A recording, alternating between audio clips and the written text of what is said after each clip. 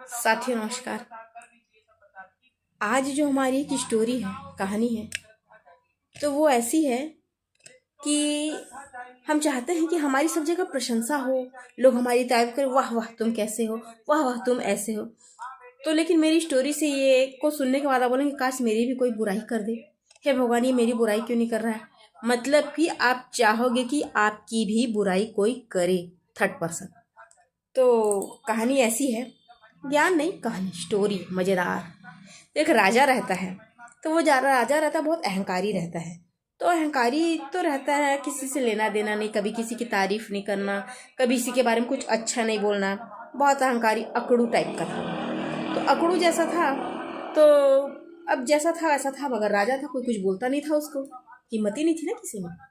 अब इतने में उस गांव में एक साधु महात्मा आते हैं। अब वो साधु महात्मा जो रहते हैं, तो सुनते हैं कि यहाँ का राजा बड़ा अकड़ा है, ऐसा है वैसा है करके। तो संयोगवश कुछ ऐसा होता है कि महात्मा और राजा जो है वो आपस में आमना सामना हो जाता है। तो महाराज को बोलते हैं कि महाराज, तो अब मैं इस राज्य में आया हूँ, तो मैं चाहता हूँ कि मैं आपके हाथ से कुछ दान लूँ, बोलते हैं। तो राजा बोलता है, अरे फालतू बात मेरे से मत करो, मैं ये सब काम नहीं करता, मैं फिजूल खर्ची नहीं करता।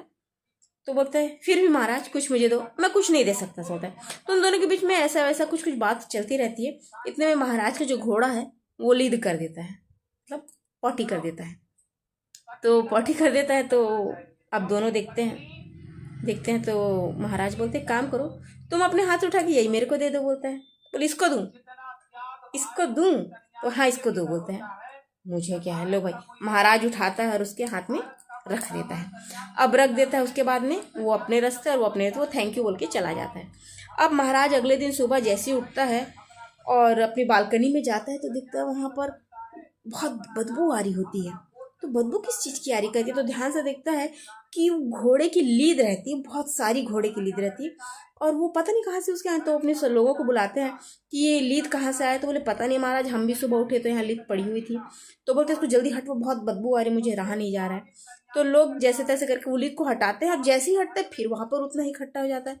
अभी लोग परेशान हो जाते हैं हटा हटा के कि ये हो ही नहीं रहा, हो ही नहीं रहा है।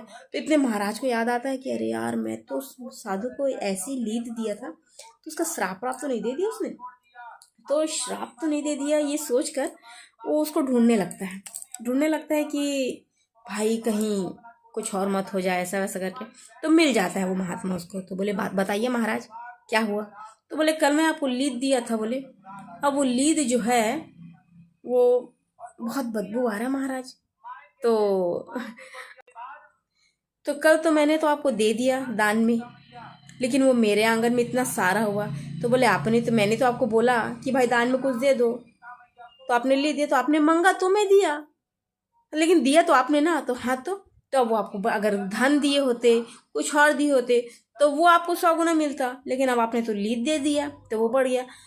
मैं आपसे माफ़ी मांगता हूँ, और मैं मन से माफ़ी मांगता हूँ, प्लीज़ माफ़ कर दीजिए, लेकिन वो लीद को ना मेरे यहाँ से हटवाना है।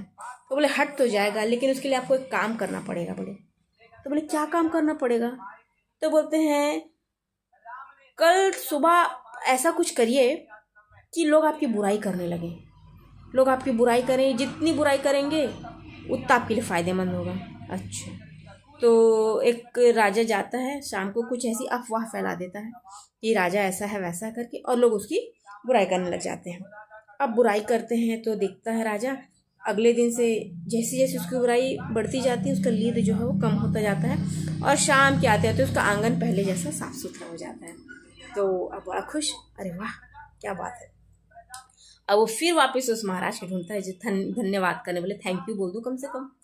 अब उसको ढूंढता है, बोले क्या हुआ महाराज, ये तो बड़ा अच्छा हो गया कि मैं जैसी मेरी बुराई हुई तो मेरा तो लिस्ट खत्म, लेकिन इसमें हुआ क्या है, मतलब ये सब कैसे ही संभव हुआ? तो बोलते हैं देखिए क्या हुआ महाराज, लोग आपके अंदर की जो बुराई थी, वो बुराई लोगों ने करनी चालू करी, और वो बुराई करे तो आपके अंदर का जो पाप था वो घटता चला गया, और वो उनके खाते में जाता चला गया। मतलब वो जो बुराई कर रहे हैं, अब उनका पाप बढ़ रहा है, राजा का घटता चला गया, मतलब वो एक अच्छा आदमी बन गया, क्योंकि उसके पाप को लोगों ने बांट लिया। तो फाइनली होता ये है कि जब लोग आपकी हमारी बुराई करते हैं ना, तो हमारे हिस्से का पाप वो काट रहे होते हैं। तो अच्छी बात है ना, करने दीजिए। लोग जितनी आपकी बुराई करें उनको थैंक यू बोले कि भाई तू बहुत अच्छा है, तू मेरे हिस्से का पाप काट रहा है। जय श्री कृष्णा मित्र।